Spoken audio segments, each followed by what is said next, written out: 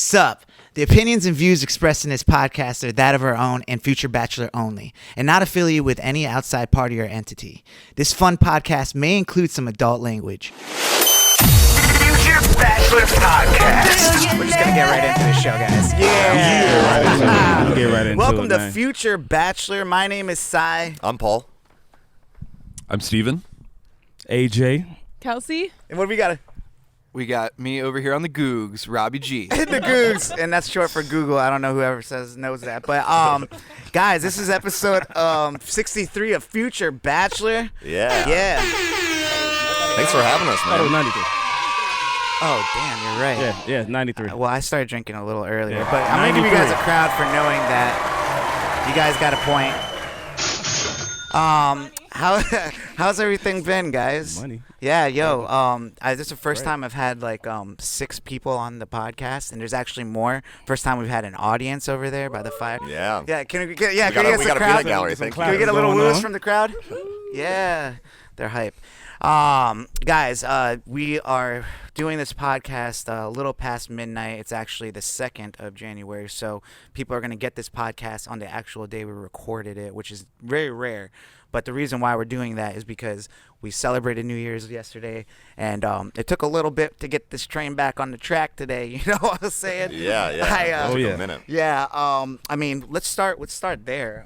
Paul, you know, you've been a person that we've talked about on the show. Welcome to the show. Thanks being for a having first-time me. guest. Yeah, appreciate it. You know, last night we partied until the wee hours of this Yeah, morning we went or real yesterday. late last night. Yeah. I wasn't even like that hungover today. I was just tired because we barely got any sleep. Yeah, that's what they all say. But no, I think last night, you know, at 6 a.m., Paul was like, I got this great idea. And I'm like, Paul, what? He goes, and I'm looking around. This place is trash. Cans are everywhere. Beer, just Yes, trash. As far as the eye can Yeah, see. and everyone's asleep. Like, we legit were the last people to close the door, and everybody, we looked at each other and we're like, we did it again.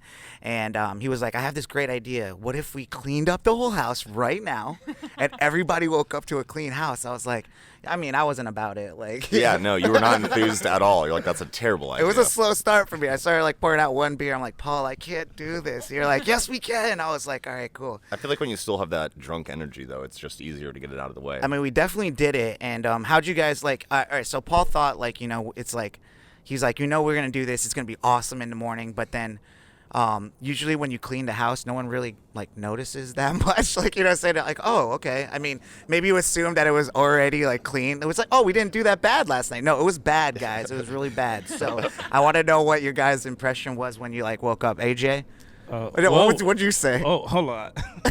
It was crazy for me because I woke up hungover, so I'm not going to act like I just didn't get a whole lot of sleep. I didn't get a lot of sleep, and I was hungover. Yeah. I got up this morning to see what was going on downstairs, and I went in the kitchen, and I noticed that everything was clean, and I said, who stole all the beer, and what robber came in here and cleaned everything up before they left?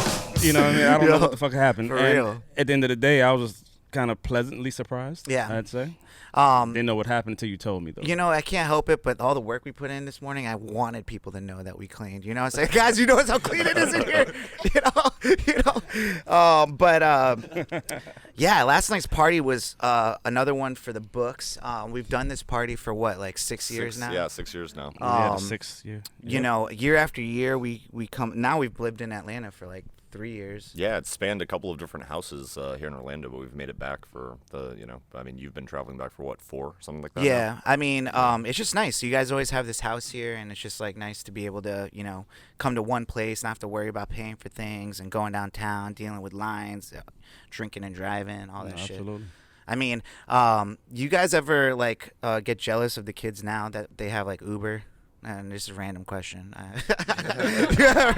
mean, we have Uber, too. No. I know we have it now, but like, wouldn't it be cool to have Uber when you were like a kid? Like, you know what I'm saying? I know. You I couldn't would. afford it?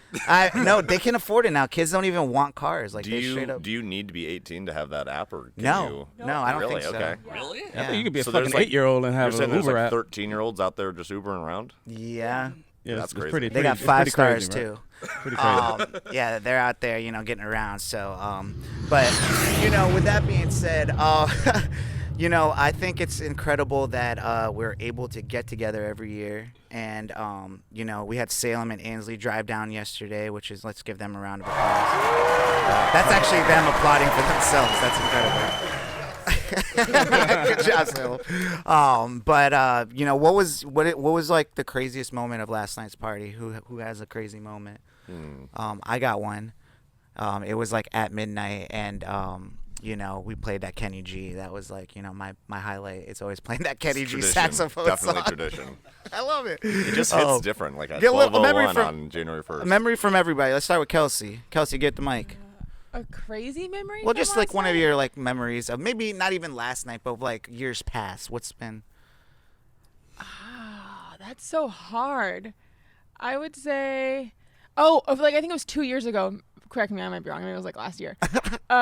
We look out because there's like we look out the back onto the patio, and there's a kid like sitting down on the ground, slumped over, just asleep. He's The just next morning? asleep. No, like at night. Oh. Like it was like what? You remember that, right? He was sitting right there, like passed out, and we like go. We're like, "Hey, dude." He's like, "Yeah, you know, just leave me out here. yeah, I'm fine." How good. And he's just sitting there. We're and like, we I don't was feel like, safe with you in our house. We don't. Yeah, know and like you. he wasn't like a close friend. Like Yeah. he was definitely like someone's friend who was here sitting asleep, and I was just like, this is how it happened. Yeah. He's gonna sleep here. We're gonna all wake up tomorrow and be like, who the hell is this guy on the patio? And I don't know. I think he left. I don't remember. But I was got just out like, somehow. who are you? What are you doing? All right, Yeah, Adrian, what are you doing? What do you have as like one of our party memories? What is a crazy party memory? Actually, just last night, a couple of things. Let's start with the first. The first thing was when my man Trig Shorty jumped on the ones and twos Yeah. last night. Yo, shout out to him, man. Yeah, shout out to my man Shorty. He came from Atlanta. Shorty, yeah. That's my partner from Dade County, Yeah. right? And he came up here to visit me with him and his wife, and they cut a rug over here in the corner because he was on the ones and twos, and she started doing the I think we like. Yo, I honestly, she started doing a little at first dance I was and like, all of that like, shit. what are they gonna play? And like the second he started going, I was like, oh, he's taking it Nah. somewhere I didn't even Oh, know he yeah, was gonna yeah, take no, it. no, he and the he whole does party it, was he does vibing. it, I he was does just very it. thankful that I had someone else. I can pick music and stuff, but I like the party more than I do the music picking. You know what I'm saying? I think it's okay. I don't know, but Yeah. what else we got? Oh, and then just random people in my room for no reason. I didn't know. I didn't know what the fuck that was about. I walked up there and I had just looked at the guy like, buddy, this is not the room. This is not the Not room. the The wrong No. room. Yeah, this is not a good start. There is something about people just Gaga. walking into your room like randomly during parties. mean, it's a nice I don't think room. we- I It's don't the blame- first I don't door at blame the him top for of the wanting stairs. to Of check course, it they're gonna out. walk in. I don't think we've had a party without somebody walking into your room and you being like, "Get the fuck out of my The room." worst part is that like your bathroom in your room actually doesn't have a door to it, so the only door you have is the room. So if like you walk in and someone's using their bathroom, it's like, hello, goodbye. Wait, what are you doing? That means I shouldn't know. I should know that they're in my Exactly. room for that Yeah, purpose. this is not the one. Right? You're right. Steven, ain't what the motherfucking memories one. do you have of any of these parties? Because for the first couple we had, you actually weren't even here. No, yeah, me and Paul were brothers, and we've got family up in Michigan. So I think the first one I came to was I've been here for a few of them, but I missed 2 years ago, 3 years ago. I wasn't there. The flyer for this party Yeah. is the one that he wasn't here for. Yeah, not including that. So Yeah, I feel bad, but it's just such a great New Year's. It is a pick. good I can't- photo. Like it has 2 girls in it, so it's not just the boys. And it's very diverse. It has a brown guy and a black guy and a white guy. I just like it just Yeah. feels well rounded for me for a New Year's party. Like we got something for everyone. Yeah. You know what I'm saying? it's very welcoming. Yeah, exactly. Very inclusive, very PC. Yeah.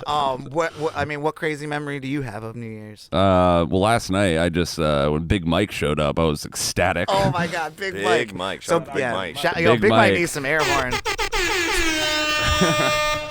Yo, those air horns were Big killing Mike it is last the night. best. Big Mike, he was on the UCF football team, and he played for the NFL for a little bit, didn't he? Yeah, he was on the Ravens. Yeah. Which is crazy. Big Mike is just an awesome dude. He legit looks like a rapper, like to me. Like, you know what I'm saying? Like he looks like a star, like someone, like or maybe a sports star, I guess. But yeah, like a Rick Yeah, he Ross does type look like Rick character, you know what I'm Ross. saying? His beard has always been like prestigious. But I think last night he was definitely having a good time. He was so And lit. yeah. Lit when he got here. He was lit when he got here, man. Like he thought at 2:00 in the morning the party started when he got here. That's what happened. And But- he wasn't but wrong. Like, you we had a remember- blast I as soon as don't want to he steal your showed up. moment if this is it, but do you remember like there was one point where you, that other like guy, and Kelsey were sitting in just the three people there? And I sat down in front of you guys, like I was like, all right, I'm gonna pretend that if you guys were like the gateway to heaven, like if I was like have to like, how do I convince you guys that I should deserve to go to heaven? You guys were super harsh against Mike. I don't know why. Like, I don't know. It's The so funny picture though. of that, Mike was like, no, yo. He's like, and then you guys were like, nope, you're going to hell. You know what I'm saying? Sorry, you're not gonna make it. You're not making the cut. It's like American Idol, but for heaven. You know. Yeah, so that was my Oh, favorite. that was yours? Yeah, Shut yeah. up. Really? Literally just Big Mike showing up. Yeah, Oh, okay, and he okay, came cool, at the cool. perfect time too. I feel like we were all sort of like winding down. People Yeah. were leaving. That Big Mike is just like, "Sup, fuckers? I'm here." Yeah, he came yeah. in like a wrecking ball for sure and lost his keys, so he stuck around for a while. Yeah. That was. I didn't even know. Yeah. He lost his keys, like gone.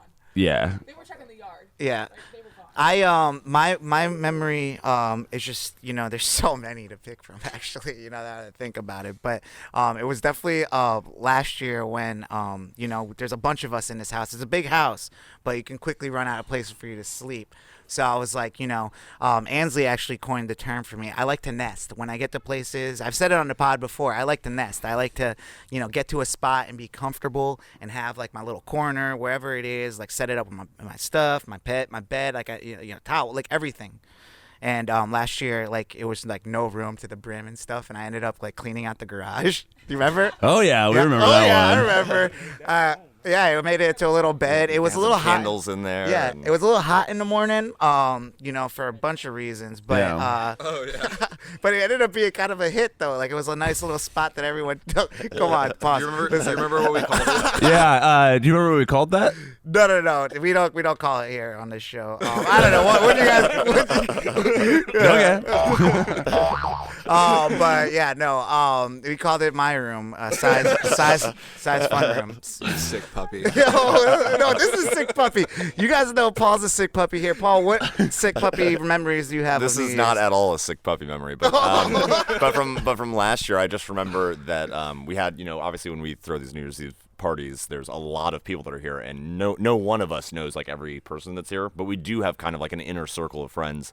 And I just remember last year, as the ball was dropping, we basically somehow like separated out in the room into like This is a good one. inner circle friends and not inner circle friends. I don't think that we realized it at the time. That's but a good one. AJ took a video, and so it's just like, you know, we're like counting down, and it's like all the people that like we love the most, and it's just like 3, 2, 1.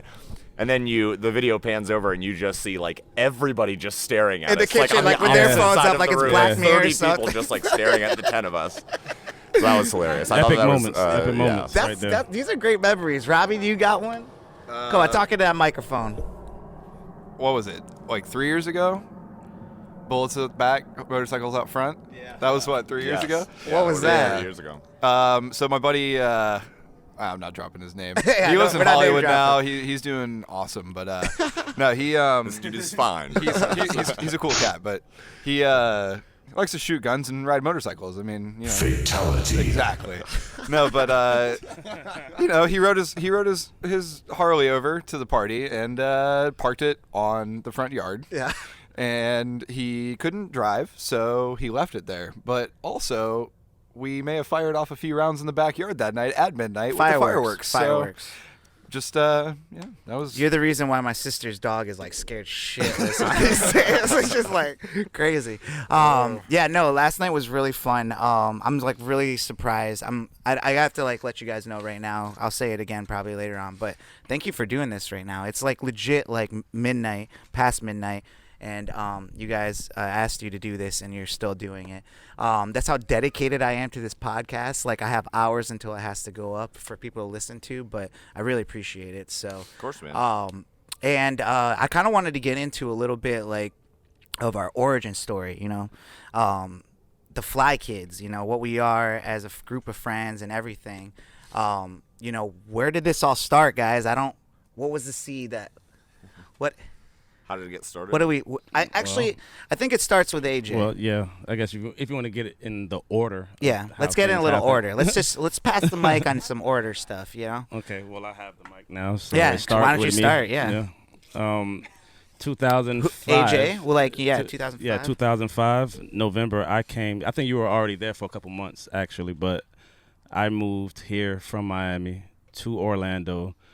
Stayed at the Collegiate Village Inn, CVI, over there by Those dorms? Yeah, in the what do you call that? The Well, it was Roach like a Motel? hotel that was like Roach Motel? renovated into like dorms for dorm UCF, style. Full Sail, and Valencia. Yeah, and it was then off-campus dorming. off-campus housing for all the students in the area, basically. And I met Cy Money. He was 17 years old, just a happy guy, and very creative, and had a lot of Pharrell posters and shit. And, I love Star Trek. and Kanye West shit. Hell yeah. But just very creative. We kind of bonded instantly, actually, and it was a lot of friends that we met along the way there as well that I still keep in contact with to this day.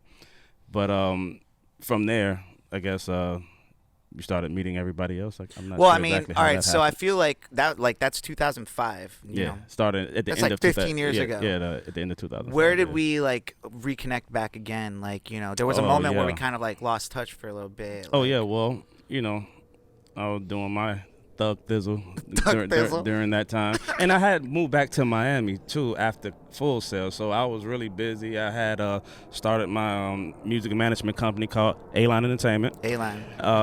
This This is an ad. it was a lot of stuff I was doing, and I guess I don't know. To be honest, it was just What you I were doing remember your thing, is I was that doing my randomly thing. I was DJing at this like place called the Station by UCF, and Yeah. like I remember the station. yeah, I know you do, you sick puppy. No, I remember I was DJing out there one night, and you like were like, hey, like you randomly hit me up. I'm like, I'm DJing out here, and then legit you came and just chilled. And for a long time, you would just come out with me and help me, as I was DJing and Yeah, stuff. yeah. And around that time is when, because I had started DJing, and one of the places I was DJing at had like closed down, and that was like the place that I was getting a lot of money to pay for rent and stuff. So that guy ended up like, being like, yo, dude, like we're closing down the bar. I'm like, damn. This is really bad. You know what I'm saying? I got rent. And that's when I was like, dude, he owned a liquor store, and I was like, hey, I need to work at your liquor store until I figure out it was like $600 a week that I was getting at this club that he owned. And so I started working at this liquor store, like managing a little bit with him, and that's kind of where Paul gets introduced to the group. Or that's like kind of like the beginning of the group, really. I mean, that origin story of me and AJ, is like how we knew each other, but like the formation of like a lot of our friend group starts at like Well, meeting. you were the common denominator, I'd say. Well, I mean, maybe, but legit, when I started working at the liquor store, I met Paul. What I think really brought us together was I had recently in 2007 had lost my dad, and within not that long of the time, your mom had passed away too. Yep. Both you and Steven's mom, and I don't know, that was like the first person I had lost. So like knowing that you had lost a parent, I was like, damn, like, and you were just cool, like you were just like super chill. Like, how old were you then? I think I was 19 or 20. It would have Baby been Paul. yeah, it would have been like 2011, I think. So that would have been. Oh, baby daddy Paul. Don't put that on him. Oh man. He owe a lot of Luckily, back Anthony's child not support. close to That's him. Oh wait, no, you repeated The hot it, is but the yeah. mic is hot. But no, yeah. So I mean, so you were like 19, 20. Yeah, I What was was like- going on in your life at that moment? I mean, at that time, I was so I had come down to, it would have been my sophomore year, I believe, at UCF. So I was, up to that point, I had pretty much just survived on I would get a little bit of a stipend along with my scholarship for UCF. So I was pretty much just living off of that, and I knew that I needed a job. But that particular, at that time, I think that there was a weekend where Salem was actually down visiting. Salem. And we were trying to get a keg for that weekend so that we could have fun with some friends. And I walked in. Lady friends? And I remember there were men and lady Sick friends. puppy, for yeah. sure. Paul's always got lady This friends. guy's got lady friends. No, but so we were getting a keg, and it was, I just remember going into that liquor store, and we hit it off with whoever was at the front desk, and I think it was Richard. I don't know if you remember Yep. Richard, but he just like completely out of the blue was like, oh man, like you guys are cool. Are either of you looking for a job? And I was like, yes, actually I am. So he's like, okay, cool, give me your name and your information. And so I ended up, coming back, I think the next day and interviewed with Mitch, and then started like the following week. And then I think it was maybe like 2 weeks in that I met you. I remember you were like editing a music video, I think, that you had just shot in Nashville with Cool Whip. Oh, wow. And I was starting to do some video editing. So when I came in, you were like, behind the counter in between customers, like editing this stuff. And that's how like that was the very first day that we met, I think. Holy crap. First of all, like my dream is to like have a behind the music or something done about me one day. Like back in high school, he was in like drama and blah, blah. But like that right there tells me like, in between customers at the liquor store, this kid was chopping up videos, just hustling all day. Yeah. Like, what I'm saying? He was all about that paper, so it's just like, no, that's really cool, man. But because of that,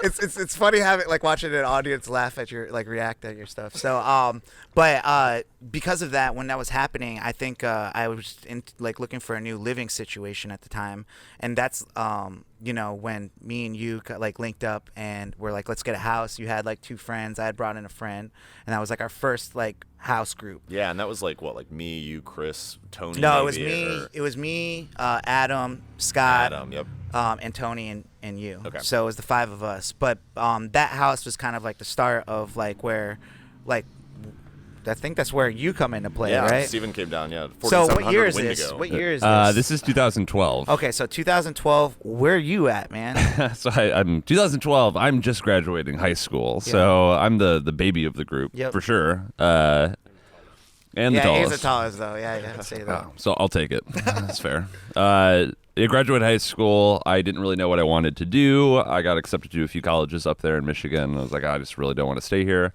And then my big brother Paul calls me and he says, hey, man, there's a spot, like a room opening up down here. You should just come down to school down here. And also we're starting a media company with my friends, Cy and Krispy Kreme and I think a few other people. And you should come down and do video production with me. And we should like be video producers for this company. And I was, instantly just... yes, like 100% yes, I'm coming down. That is what I'm going to do with my life right now. And I was really sure about it. And yeah, so I flew down and met you guys really for the first time, like moving in, like hey, I'm Steven, I'm Paul's little brother. And we got things rolling, and it was kind of sort of crazy. Yeah, it's kind of crazy because I have the worst fucking memory. Like I'm like, I wish I could remember like all these different moments and stuff. But what I do remember, like, it's just crazy seeing pictures of you from around that time now because you've grown into such a beautiful, beautiful man, dude. You know what I'm saying? But Thanks, like you were guys. such a baby, like you know what I'm saying. When you first got down here, it was crazy. I was 18. dude. It was crazy. But then, It was nuts. But then, in the order of that, I met the Gill brothers on the video set of what's my man name? Yeah. College boy. Shout out College Boy. boy video shoot. I would have never thought College Boy got a shout out. I know, right? Hey, shout out College Boy. Yeah, he was on Where the the short fuck he list. at? No, Like, Maybe that's a was little bonus extra at Yeah. the end of the episode. I dropped the College Boy song. He's gonna reach out after. He's gonna reach out after this episode. Hey, you remember that shit? Heard you guys on the podcast. You want to collab? Do I remember that shit? So I met these guys there, and they were doing the video for this guy that was. I don't want to diss him on the podcast, and nothing, but he was just he was a very he was just an interesting guy. We're like, College Boy with a K. Yeah, with a K, yes. College with a K. Not College with a K. That not explains not it to all. be ironic. Not at all ironic. Yo, that might be the name of this episode. Oh man, that's great. But I just had to with a throw K. that in there because Yeah. that's when I met the Gill brothers through, and also I think Krispy Kreme actually was probably there. Yeah, I think he was there, Yep, right? Yeah, yep. he was there as well. And then we started hanging out from there. So yeah. That was crazy. That's like, can we like branch off into that story of that music video and like kind of like get Yeah. into- Can we talk about that? All right. So let me preface. So during this time, all right, like just to give everyone just I started interning at the radio station here in Orlando. And during that time, I was like, I want to start a studio. So we ended up getting this rental space out of like a studio is a room inside of a jingle studio, like right above like the hottest nightclub in downtown Orlando. Yeah, literally we shared thought the it was so elevator with cool. their VIP and shit. Yeah, that we could just open up the elevator doors and Yeah, go right into like the and VIP area. we're back then. downtown in a studio, and we got to bring people through there, consultations and stuff. And like Paul had just gotten a new camera, started doing video. Like Steven shortly after that started doing it. You guys were killing it with the editing and all that stuff. But our first client, like as out the gate, we're like, all right, we're open for business. Let's see who needs work. We get this like bling. It's like College Boy at collegeboy.com or something. Yeah. And I'm like, all right, so we got this video, guys. First of all, you guys only got the video side of it. Like, he had a whole package. Like, he spent good money. Like, what I'm saying? Shout out to College Boy. I'm giving him double shout out because, he spent that money. He did spend that money. You know what I'm saying? Like, College Boy, like, as you, I don't care if you invest in your passion, that's, like, cool with me. So, he legit, like, asked me to make this song, but, like, the song was kind of like a rip-off of, like, Soulja Boy. It was 100% Like, yeah. hit that Soulja Boy, but it was hit was. that College Boy. It was like not crank that and stuff. So I had to like make the whole song, and I made the song from it, and it was. I actually want to go back and listen to it, but that's when the video side of it came, and you guys can probably talk about that more. Yeah, I mean, it was great. It's such an interesting thing to look back because it was a great like kickstart to being like, hey, like we can actually make music videos. But it also was such a huge failure, like so spectacular of a Like failure. the most massive failure Yeah. in our careers by far. Yes, like That could go on Tosh we have Point we've never produced a music video before, and we're renting out a green screen room to do green screen effects that we've never done. We're supposed to have a limo party bus, and and he's like, yes, I'm gonna have all of these friends. Yeah, it's gonna I'm be a a huge group of people, and he like shows up the day of the music video shoot, and is like, so about those friends, like, I'm Dude, sorry. it was like his dad. Yeah. So I was like- so there was a lot of that was his unexpected things happening on that. Who was cool? His dad was cool. Yeah. But we expected he was like, yeah, I don't know, man. My friends didn't show up. We're like, did we have to be in the video or something? No, we didn't? definitely did not have to. be in Okay, that we were video. like, all right, you're good. Yeah. Damn, dude, that was some crazy And times. it was, and looking back, it's like that was the best learning experience because everything that could possibly go wrong about that shoot did.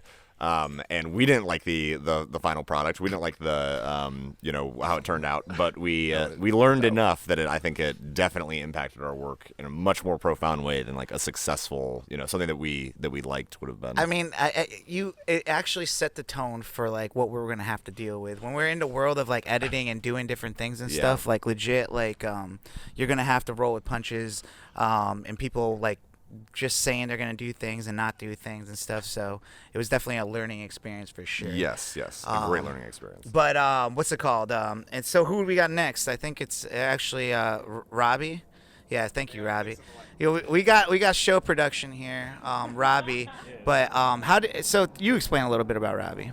Robbie, man. Well, actually, So- Robbie can explain a little bit. All right, All right, so I was working for a grocery store, and I'd been there for a long time, and I was like, all these people suck. And one day I'm just sitting in the break room eating Chinese food probably, and in walks Steven. And when Steven enters a room, like he's a big boy. You can't miss me. Yeah.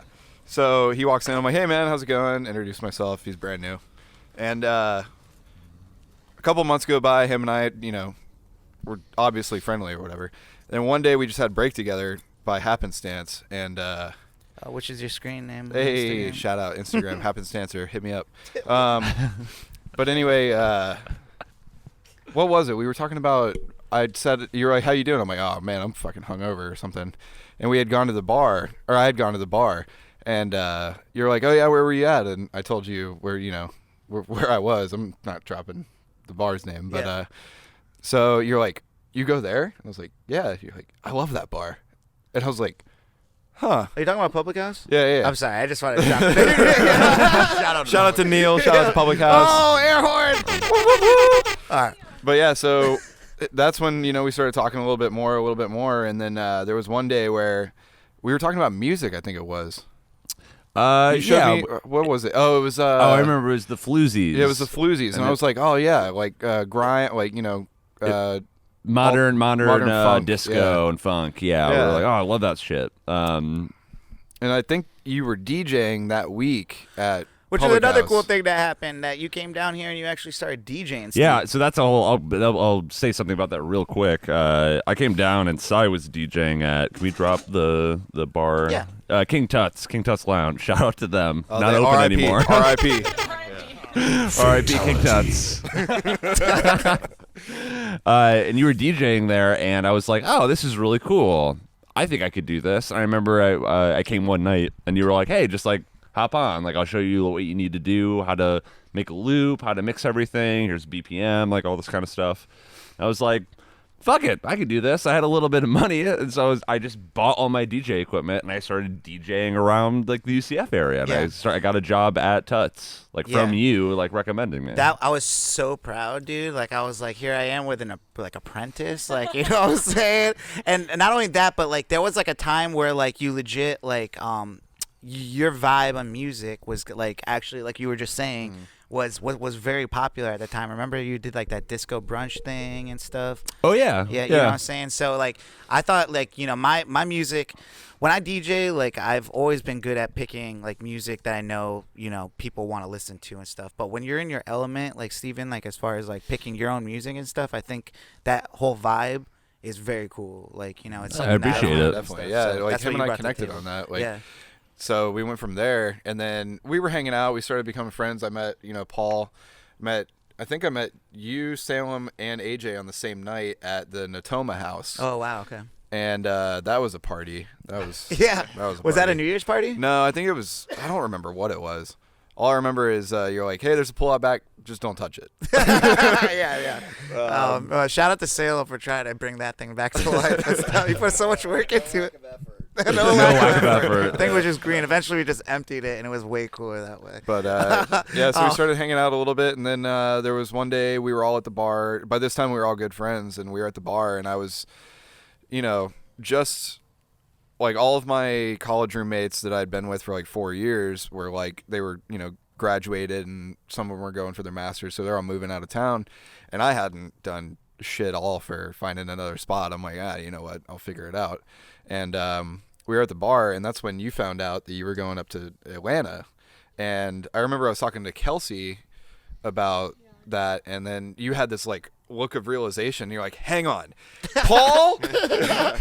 And like, so Paul comes back in, and offered me the spot. I hopped in, took over for you. Yeah, dude, that's crazy. Like you're known as my replacement. Yeah. Like on a TV show, like that '70s show, when like Ashton Kutcher and and Topher or whatever like left, and they ended up getting Seth Meyers' brother on there and stuff. They like try to switch him out. The show didn't last that much longer, but this is a different scenario with you, Robbie. Like, Well, I'm lasting, baby. you're Seth Meyers. Actually, let's pass it over to Kelsey a little bit, because I wanna talk about her origin story. Yeah, just so it was actually Kelsey's idea. I didn't think you already said this, but it was Kelsey's idea that you move in with us. She was like, Shout out to Robbie, Kelsey. Robbie Thank you, would girl. be perfect. Overstepping all boundaries. Well, this is kind of cool because, like, honestly, I'm like enjoying the fact that we're like documenting this whole thing right now, and the origin story of Kelsey. It's good. How did we meet? So I knew you first. Okay. I Wow, had no what is idea going on here, any dude? of This these is people were. crazy. Yeah, because my roommate in college at the time was interning. Like, she was working. Sam. So I did Sam. digital content management Yes. with Paul and Steven, and then Yes. your friend Sam came on, and she Yeah. was a great photographer and videographer. She was reliable. I remember Yes, that. Like, yeah. just like anytime like we worked really well together. She took pictures. I needed them right after the event. She would just She'd like stay. be there with me Yeah. like till midnight. Because she'd get home late. I'd be like, girlfriend, what are Yeah. you doing? She's That's like, all of that was all pictures, three of dropping us were pictures. doing that. Yeah. But I didn't know the boys. I only knew you. And I don't know how. I think we met because I came in one day for something at the studio. Weren't you like in the or booth with something. me and stuff? Yes, Yeah. and that's when I met you. Okay, I remember And that. so then I think we all hung out at one point, and then it was shout out to Sam, because if it wasn't for her, shout out Sam, wherever Baggins. you are. Okay, Chicago. You're in Chicago. Wherever you are. She's in Chicago now. Well, she could be anywhere. but- And so it was her 21st birthday, and we were all going downtown, and she invited you, who invited Paul, and Steven. Holy shit. Yeah. Dude. I didn't even know that. I didn't either. This is Yeah. crazy. And then I remember, like, there's, like, a lot of funny things that happened, like, girl talk, you know, before happening. Because, like, I was single. My other roommate was single. Mm-hmm. And she was saying how they were, like, potentially you were going to come and meet us downtown with, like, these two guys. And, like, it was Paul and Steven. Mm-hmm. And one of them was single. But then it was, like, my roommate and I were like, oh, whatever. Like, Bridget. Shout out Bridget. Bridget? Like, also nothing happens. It's like, da, da, da, da. And so we were kind of like, oh, and Stan was like, well, one of the guys has a girlfriend at the time. Paul had a girlfriend. And the other guy was single. And so Bridget kind of actually was like more interested in, I guess it's Steven. Also surprised it's Steven. You just shout. No wonder you shout her out, Steven. Okay. Shout out Bridget. And you met us downtown, but we were already had been downtown. Yeah. So we were very already saucy. I remember that night, like seeing you guys, like it was pretty magnetic actually. Like I felt like, you know, that night when I saw you, but mate, what was it from your perspective? I was trashed. We took, like, I was there, funny enough, Steven always talks about this. I'm usually friends with dudes, and so I was there with Sam for her birthday, but my whole dude squad friend group was there too. Yeah. And so we all took a shot at the bar, and then literally I turn around, and that's when I saw Steven and Paul and you guys. And I left all my dude friends, like, you know, at the bar. And I just, like, drunkenly started dancing on Steven. Don't know who he is. Had no idea, like, you knew him or, like, anything like that. It was just, like, a tall guy. Wow. I'm a tall girl. I was like, this is cool. Yeah. And then Sam's like, I think she came over. I don't really know. It's fuzzy. She came over or something. I was like, oh, this is, like, the guys that work. And then I think you were like, oh, yeah, I work with them, blah, blah, blah. And that's kind of history. Like history. I mean, Steven, what? I guess. Oh, yeah. And nothing else happened. Yeah, well, no, seriously. No, what next? Like, Still think he's okay. Yeah, like, he's okay. He's okay. And so then, love you. So then Steven and I started kind of hanging out, but I was leaving to go to grad school. And so I was like, I don't really want to get into anything serious. But we hung out for like a month. And then we both were like, oh, crap. Kind of, we like each other. Like, this might be something like more than just like hooking up, hanging out kind of thing.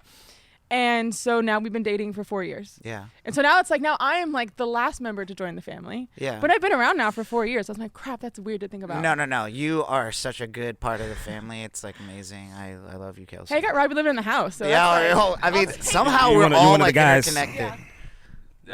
Yeah, one thing about us meeting, just a funny detail, is all the guy friends were there, and Kelsey comes up and dances on me. I immediately get just like 10 death stares from like all these dudes. And she's like dancing up on me, and they're just like, Actually, can I say something Sick honestly about puppy this? alert. I don't know. This sick puppy, dude. I don't know if you remember, and I'm gonna be honest with you, I don't know if you knew or not, but like at first, I wasn't like, I was so protective of Steven, and I was like, Kelsey's like seems like she's a party girl. I don't know, man. Like I don't know about this and stuff. Yeah, I mean, I was so wrong. You know what I'm saying? You are a party girl. Now, I was right about the party girl thing, but no, I honestly, the way you guys have like, you know, your relationship is like really cool to see and stuff. Like you know, being younger than me and like seeing like a relationship like that, me being single, it's just like, it's a beautiful thing. So that's another really weird thing that we talk about all the time, is how we're like the youngest people in this group, and we have like the longest, you know, like relationship out of everybody. yeah, like how do you feel like they might be closer to having the first kid than like you, Paul? Like you being the older I guy. guarantee it. Yeah, I got some catching up to Yeah, do. Steven and I There's joke any about it, and I'm chance like, of me. what's gonna happen if in like 3, 4, 5, 6, 7 years, whatever, I pop out a baby, and like you're the baby, we're the babies, and we're the I first love how in ones to 7 have a years baby. you still think you're gonna be in the lead. Like Paul is not gonna be anywhere close. in Yeah, 7 no, years. I agree. I concur. Yeah. 20 years, yeah, we're you gonna know, be the 7, first. 8, 30 years from now. Yeah.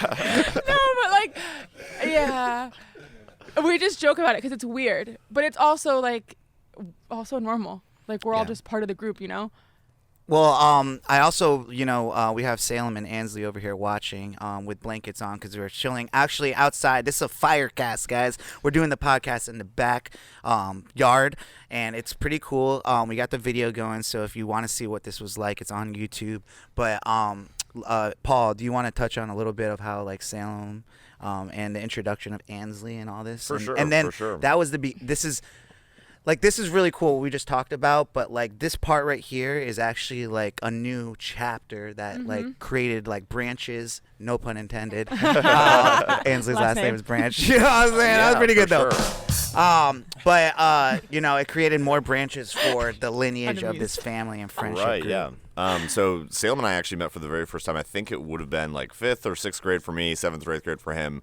And we were both part of a track team that joined. It was like different schools came together to have enough people doing track to like have a track team. And so I remember I was absolutely terrified of Salem because Salem's a very intense guy. And when he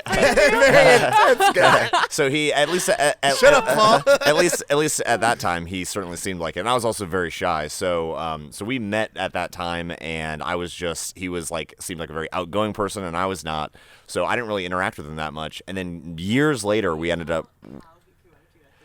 Okay, so Salem. I'm listening to I have like one very distinct memory of Salem. And I didn't even realize that this was Salem until. Yes. Way back What was it when. like back on the track? 5th grade. So I'm sitting there in between races, I think, and I'm listening to some music, and I just remember Salem coming up to me and like grabbing the headphones out of my ears and being like, "What are you listening to? Like, what you got going on there?" And Coming in hot. Yeah, and he puts it in, and I think I was listening to like POD or something because that's like, that's like the only thing I was allowed to listen to or something. For the very first yeah, time. satellite. So I'm jamming out to some like softcore Christian rock, and and Salem comes up and is infuriated by this. He's absolutely infuriated. He's like, "Where's the Led Zeppelin, man? Where's the AC/DC?" And I'm like, "Please don't hurt me." I've never heard this story. And then it was like, boom, like didn't see Salem again for the next like 5 years. And then,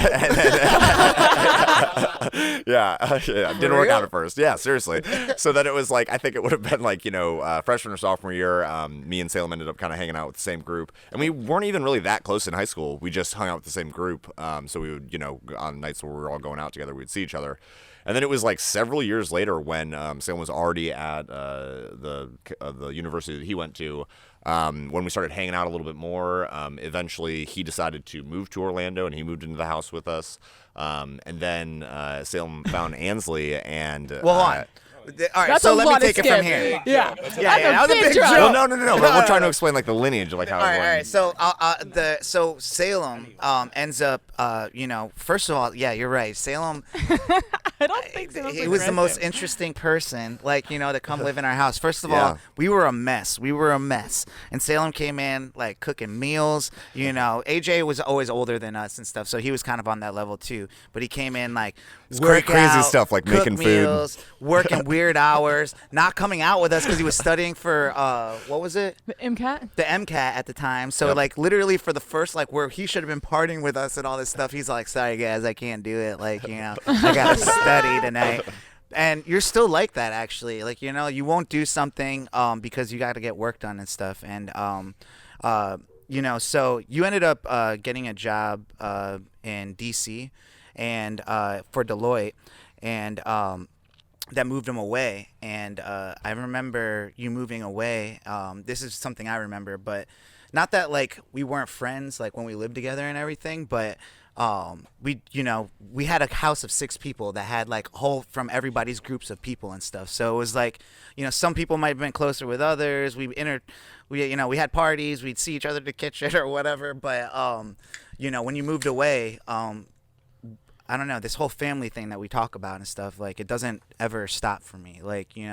And I think I gave you a call and I was like, "Hey dude, just checking up on you to see how you're doing out there." And I remember your reaction, you were like, "Holy shit, Sai, I'm so surprised, you're calling me right now." And I'm like, "Why would you be surprised? We just lived together, for, this long and stuff." But, I knew what you meant because it was just, I don't know if you, I never had friends like you guys, what I'm saying, I just wanted to make sure, you know, we always stayed in touch and stuff. So when I moved to Atlanta, you ended up getting like a contracting gig through your company out there, and you would spend half your weeks in Atlanta and go back to DC. So like I actually had a buddy like half the week and stuff, and that was like really awesome for me to be able to kind of ease into Atlanta.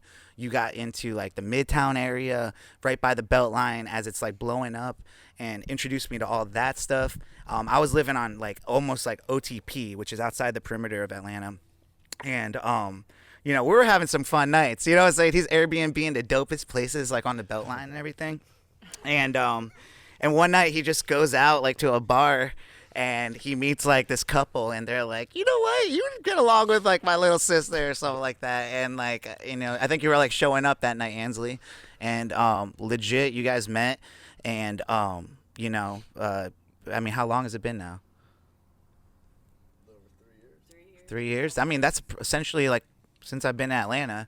That was very early on, and because of that, you know, you guys, your relationship is awesome too, just like, you know, theirs. But what I think is really cool about it is what it spawned, like our friendship group in Atlanta. It's like crazy, right, Paul? Yeah. And then Paul moves to Atlanta. You guys have connected us to some of like my favorite people on the planet, for right? sure. And then Paul moves to Atlanta, and now we got like 3 of us back together again, like in a new place. So we're like ready.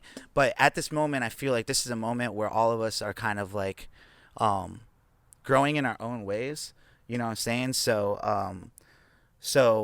it was just like a time for us to grow and get to know like ourselves and, you know, how we want to do stuff and everything. But like now it's like, it's pretty incredible. You know, you started, I'm trying to think of how like I got introduced to the training room, like where I train out with like Caleb and stuff, but who's been a guest on the show, episode 69. You know what I'm saying? That's a good one.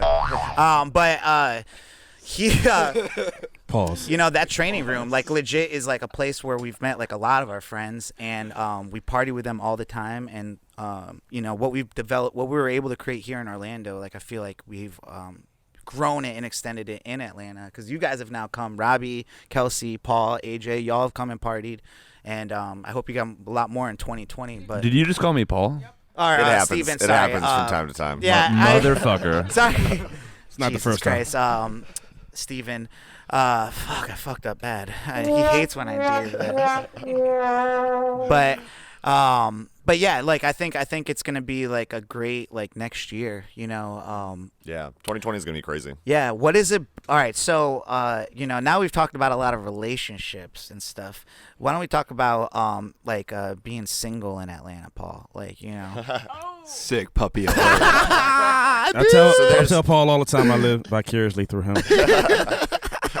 No, I mean it's fun. I think I'm a very independent person. So for me, I wish that it was easier for me to like form those relationships and like maybe start something with someone that is long lasting. But I'm very particular, and I have my own things that I think that I'm like, you know, trying to figure out about myself, and it makes it's fun.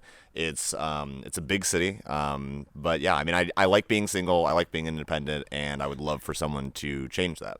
Yeah, no, I moving to Atlanta was the first time like I was single in like a long time. Mm-hmm. But being there, I've been able to like learn a lot of different things about myself. That I think like when I go into a relationship, hopefully I'll be able to be happier. You know, being that I'm happy and fulfilled and doing things I want to do. You know. And that's something that I think we've talked about a lot. It's like how we've just known you, and like for most of the time that we've known you, you've been in a relationship, and it was one of those things where I think we all sort of came to the agreement, or like, you know, realize that you need to be okay with being single and like love yourself before you're able to be in like a healthy relationship with somebody. So it's really cool that you're doing that, and you're single right now, and you're just figuring yourself out and just developing as a person, you know? Well, I think we're like humans, like, you know, we want to be able to have like love and, you know, a companion and someone to cuddle with and all that stuff. But like, there's a lot more that comes with a relationship than just that, like, you know. So it's like with me, like I talk about it all the time openly, but it was like, you know, I didn't have like money like for even myself, like, you know, to think like, you know, I can go out on dates and stuff. Not that like a girl might come along and be like completely like low maintenance and not caring about this stuff, but like we're in a new place, like, you know what I'm saying? Like, it's not like you want to impress people and stuff. You not want to try to be a bum, but like I did have to take a step back and like, you know, level up, like get a promotion, you know, figure out my living situation where I'm not spending more money than I'm like making and all that stuff. And I think those are all little steps that are like make me ready now to be like, all right, I'm ready to like, you know, date somebody. I think. Paul, like how does all that change for you from moving from Orlando to Atlanta? I mean, it's, to be honest, like, I think that it's just been about me growing up a little bit, maturing, and finding, like, trying to figure out more what I'm looking for and what I want, and being, I guess, more specific in that sense. I mean, the difference between the two cities, Atlanta's a big place, but it's also, I feel like our friend group there's constantly people like being brought into the friend group, so it's very easy to meet new people through that. You know, working out at the training room. I don't have like coworkers that I see on a day-to-day basis because I work remotely, and so it's super important to me, and I'm super grateful for like having that network where, you know, I can get on these dating apps and stuff like that, and I do go on dates from that. From time to time. I've met someone recently who I'm on like date number 5 with, and she's awesome. He's keeping count, people. So yeah, so it's I don't know, it's changed in a lot of ways, but I feel like it's been a lot about like me growing up and me being kind of specific and particular and intentional with the way that I date. I'm definitely way more intentional now, which I think is a good thing. I want to ask you this. You know, the crazy part is, and you can talk about it all you want, but or not.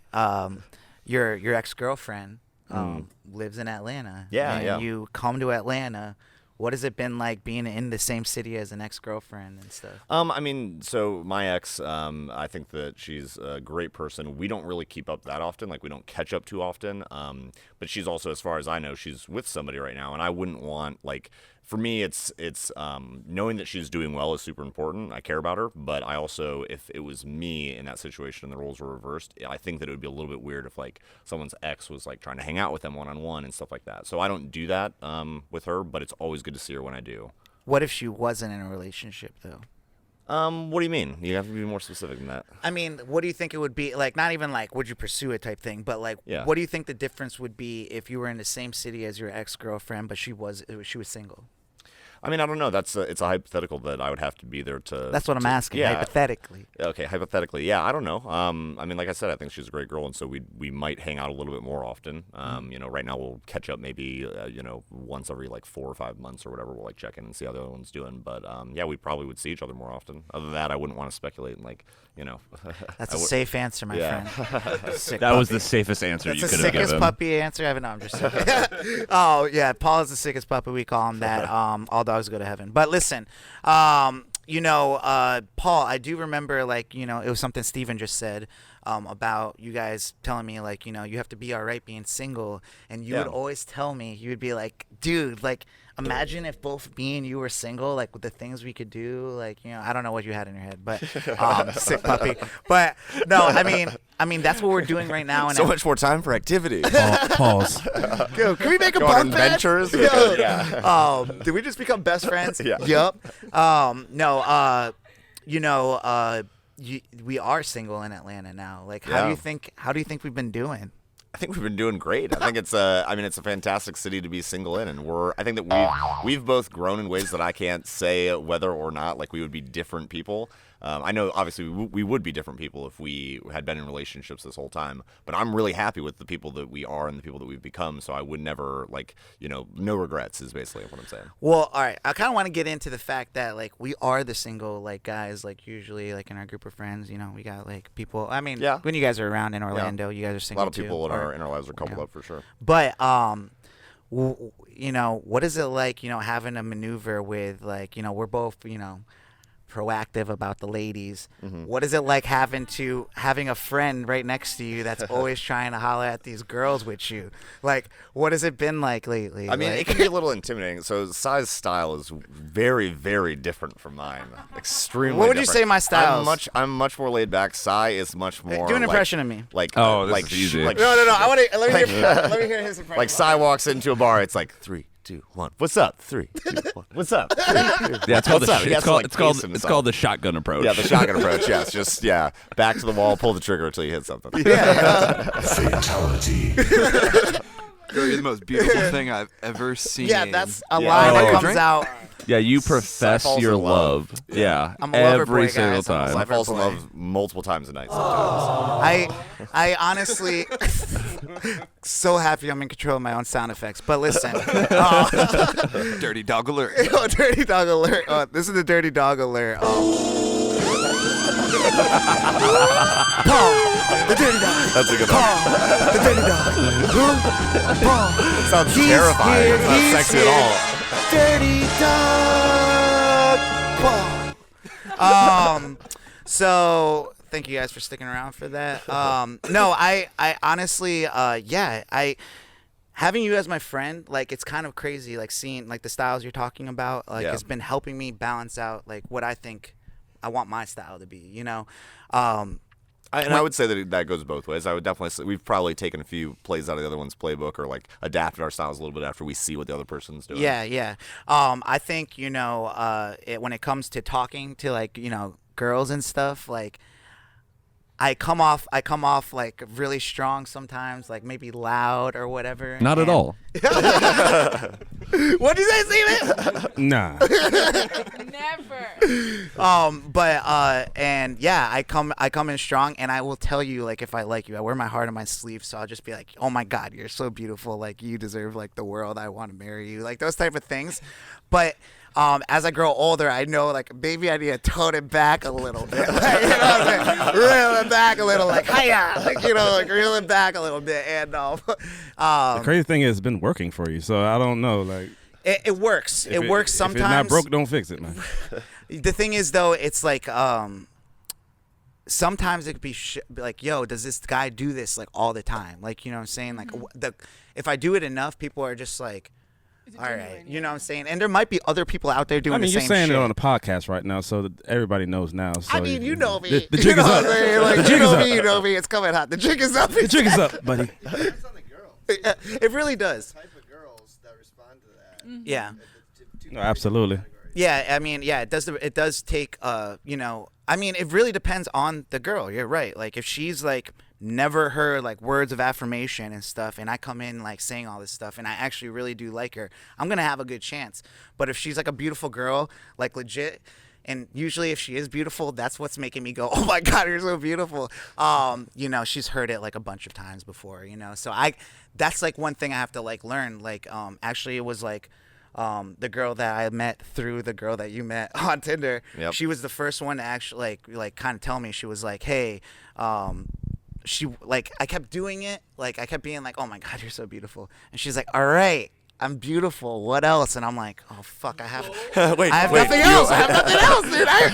What am I supposed to say? And so She like, it's like stumped I have to work on that. You know what I'm saying? What is there? You are beautiful. You're like, You're I very don't know what there is. I don't know. You're pretty. So hot. I love you. I love you. The love I love when you. the love you doesn't work, you just gotta like, you just gotta walk away sometimes. But yeah, no, I think you know, it's really cool right now to be able to have like it's being 32, you know what I'm saying, and having more single friends like around and stuff is like nice because you know, you guys, you know, I don't know, you guys do couple things sometimes. You ever just like, you know, do your couples things and it has nothing to do with us. And yeah, you know what I'm saying? Sometimes you're just like, damn it, like they're doing couples things, like, but I don't got nobody. You know, so it's nice. Like Paul's like, you want to go grab a drink? I'm like, you know, I got nobody. So that's been really nice having you there for that. Of course. You know, I think also what I've been noticing is that like it's fun. Like I know, you know, I pick on you a little bit, calling you the sick puppy and everything, but it's only because I'm like projecting on you. Pause. Sorry, we keep saying that because it was an inside joke. I don't know, but you know, I think like, you know, what was I just saying? I'm sorry, I lost my train of thought. You ain't got You were saying nobody. you You project ain't on me got a little bit with nobody. the sick puppy stuff, but that it's been cool to. I know my point. It was you know, as we're like going like for like girls and stuff.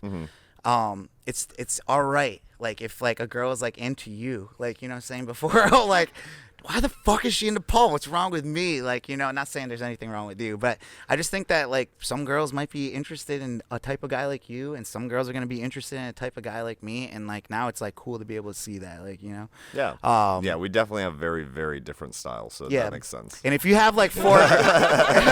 well, also, if you have 4 girls... I can't let you have all of them. Like, say something for the rest of us. Like, you know, Paul's out here just cleaning up. Like, he's got all the girls and stuff. I have a great picture of you last night, just looking so happy, just surrounded by beautiful women talking to you. That's the happiest It's a I'll great be. Like, picture. you know, that'll be my heaven. When you guys let me in. Yeah, no, I know. You know, AJ, what is going on in your like romantic world right now? Is there A little complicated. A little complicated. But, you know, like I said, I have other priorities that need to be attended to first. Yeah. Just like Stephen was saying, you have to know and learn yourself and be okay with being by yourself before you can really give 100% to somebody else. I feel that, you know, I got out of a relationship months ago and just trying to like regroup and trying to make sure I have all of my things together before I can actually commit 100% to somebody else. Mm-hmm. So I'm taking it. I'm doing baby steps over here, man. Baby steps. How old are you? I'm 36 years old. And single. How do you? Let me real quick. How do you feel that you're 36? Traditionally, by this time, you might have, you know, either kids, not just you, but people would have kids, being married and stuff. Oh, I don't feel no type of way. Listen, this is all on purpose. This is people all premeditated. like when women ask me like when women ask me like, oh, why don't you have kids by now? And I said, because I never stopped wearing rubbers. Yeah, no, yeah. Sick puppy alert. I mean, it's all on purpose. I've always been very safe. I've never had a sexually transmitted disease. I've never fucked around and had any kids, no scares, no none of that Weird shit. flex, but we're giving the crowd. You know what I mean? So, if that was my goal to have a kid, trust me, I'm very potent over here. You understand me? So, I don't have those problems. Oh, listen. I just know. I don't want to know. I don't want to know, but I'll believe you. But listen. But if that was the goal, it would happen. But it was. So it if was a I lot wanted of stuff. twins, No, I would check- just but make check some me out. twins. You know, like me and Sa come from the entertainment business background and all of that. And when I graduated from Full Sail, We went to the same college. I went back to Miami to pursue what we were doing. My man Trig, my man Taz on the production. We did a lot of work, you know what I mean? And I never wanted anything to kind of like interfere with what I was doing. You know, I mean, shit, I'm trying to take care of my damn self at that point and try to do a lot of other things with the people I'm working with. So for me to have a kid and have a baby, that wasn't in the plans at that point. And then when you're with somebody for so long and then it don't fucking work out, then it's like, okay, do I just try to have a kid just for the sake of having a kid with somebody I met? That's not how I operate. So I mean, it is what it is. How do you feel about the possibility of finding the right one? Like, do you think that's in the cards for you? I mean, possibly, yeah.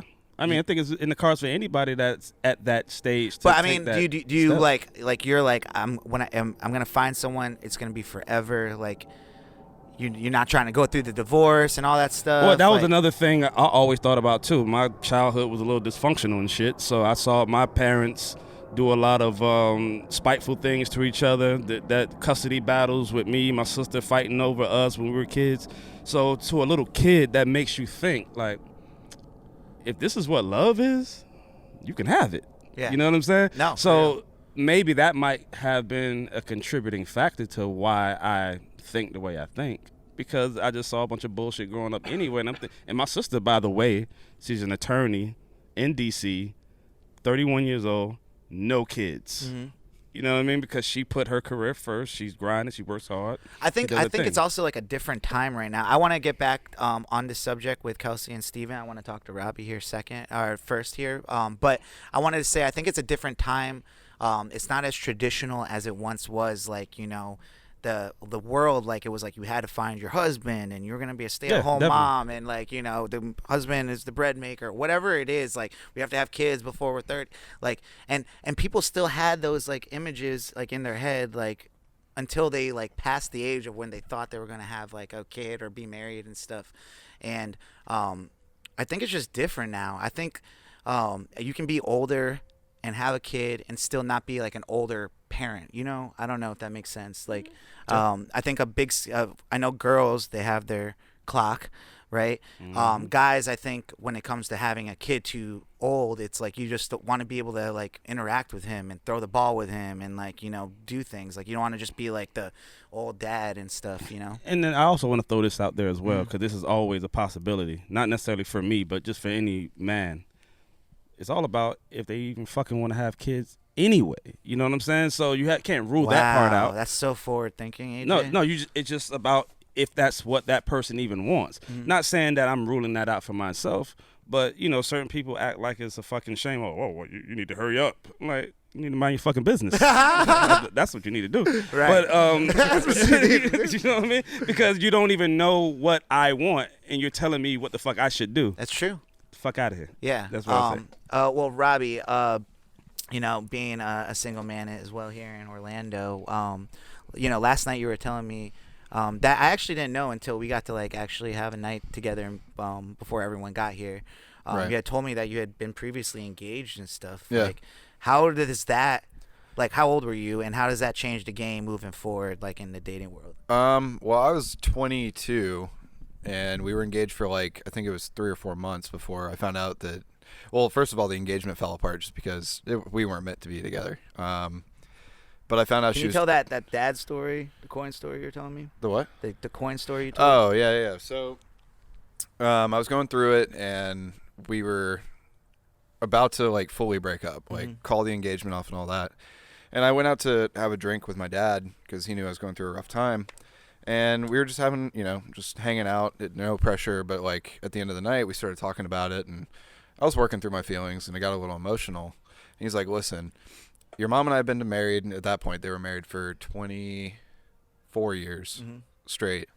And he basically said, he's like, if you can't make a decision like about this, you don't know, like you're going back and forth, like she hurts you, you know that, but you love her and you know that, like you need to make a damn choice or else you're going to regret it for the rest of your life.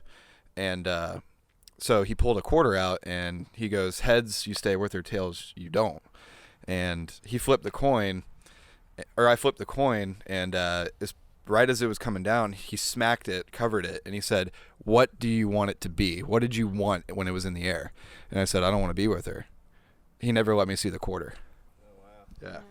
So we broke up, and then I found out a couple other things, but I'm not going to put that on this. But you were you were also saying that it has you jaded. Well, the other things have me jaded a little bit. Jaded. Right. No. It took me a little while to get back into dating. I started dating a girl right after that, and I kind of wasn't ready to at all, and we stayed together for 1.5 years, and I gained a fuck ton of weight. But yeah, as soon as I woke up one day after breaking a clasp on a pant size 34, and you know, I'm 5'10", I'm not, you know, a 34 don't, it ain't. It's different on yeah. Steven than it is on you. Yeah, well, yeah. But he's skinny as hell. What are you Yeah, talking I'm about? just saying, like a 34, yeah, whatever. But no, I was like, I can't live like this. I'm eating my feelings. I don't think I love this girl. Like, I wasted 15 months. Like, so, I mean, I went about it a little bit wrong, but we made up, you know, later. But yeah, I've been single ever since. I mean, I've dated a couple times, like been with girls, but you know, just out here, yeah, living the dirty dog life. There's no pressure though. Like you're not like no, not at all. Yeah. No. It was weird because I just became an uncle a couple days before Thanksgiving this year. Hey, And congratulations. yeah. Congrats. He's the most beautiful thing on earth. Shout out the nephews or niece. Was Pause. it niece? Was it niece or nephew? Was yours Nephew. nephew? Shout out the nephews. So He goes, shout out to nephews. Pause. that's not a pause. I was seeing if you guys were awake. But yeah, no, that's awesome. I Yeah, mean, I mean, I'm kind of living vicariously through, you know, my sister and my brother-in-law, and I do have really hardcore baby fever right now, though. But I know that I know that's the just a feeling. thing when, you know, you're holding a baby, and yeah. I mean, I ask all this stuff because like it's I mean, I think it's normal to be what we are, but like Yeah. I think not enough people talk about, we're at an age right now where this is kind of like a Yeah, discussion. and I want to touch on something too. Like, we can wait. Everybody can wait or not have kids or whatnot. But I was feeling guilty for a long time because before my sister actually, they were trying for a family for a long time, and I felt guilty because the stuff I didn't want to touch on. I knew that I could do it. That I had no problems, just like AJ, strong swimmers, baby. How do you know? But no. So they were having a really tough time, and she went through, fertilization and all that kind of therapy, and it didn't take. They did it like 6 times, and then finally, when they just kind of gave up, and we're just like, okay, if it happens, it happens. If not, we'll address it and reevaluate our options. And I felt guilty, because like they wanted it so bad and they couldn't have it, and then, thankfully. They got pregnant, and now I'm an uncle. And Good for them, man, Yeah, and man. congratulations, So- you guys. That's really dope. Yeah, let's give it out there for them.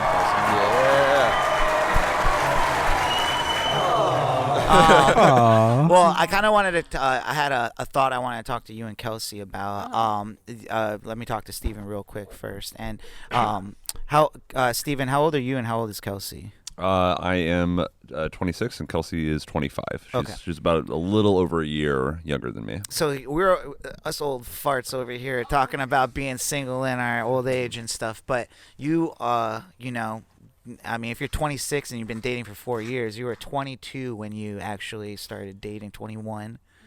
And do you feel like do you guys think about, and I'm not trying to stir the pot here or anything, but like, do you guys ever think about like you're missing a window of like experiencing things as in your 20s? Because my thought on the 20s is like the most formative years of our lives, because I feel like every year that I turned another age in my 20s, it was so different than, and you could say that about any age, I guess, but specifically the 20s. Yeah.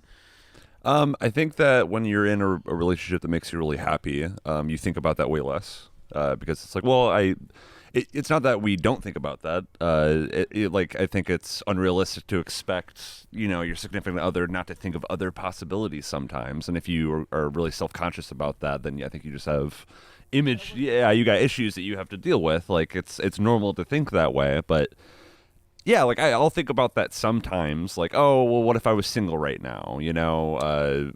I just graduated from UCF, and Kelsey just got her master's, and we're moving in together, and we're really pushing our relationship forward. And it can be scary sometimes because what if we weren't together and I had all these possibilities? And it's normal to think that way, but I just think that I'm so lucky to have her, and I don't know how. I don't. Yeah. Of course, I've been waiting. I'm just so incredibly lucky to have her in my life. I don't know how I got her. She's like a top tier woman. There's women out there crying right now listening to this podcast. I want to be a Kelsey. Yeah, but the Healthy puppy. good. You don't feel like you're missing out. Well, I think that if my life had gone a different way, I don't think that necessarily I couldn't have been happy, but I'm really, really happy with how my life is right now, especially with her. Before we pass the mic to Kelsey, I want to say, like, I always felt like you were an old soul. Like, you know what I'm saying? Like, exactly what you're doing right now and being in a relationship, and like, for like me as like you're 26, I'm 32. What's the fucking math? 6 years older than you. Yeah. Talk You about know. me and AJ. He's 10 years older than me. That's...